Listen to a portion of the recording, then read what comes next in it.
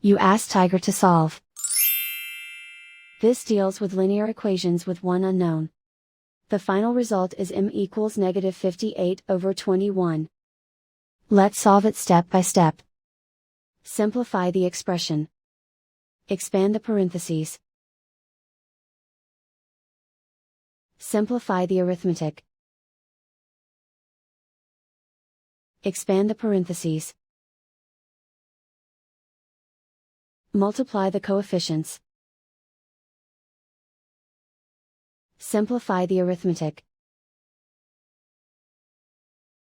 Group like terms.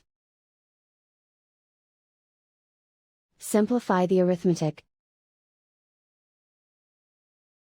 Group all constants on the right side of the equation.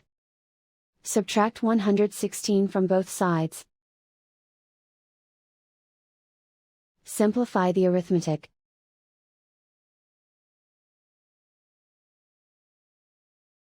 Isolate the m. Divide both sides by 42. Simplify the fraction. Find the greatest common factor of the numerator and denominator. Factor out and cancel the greatest common factor. And so the final result is m equals -58/21.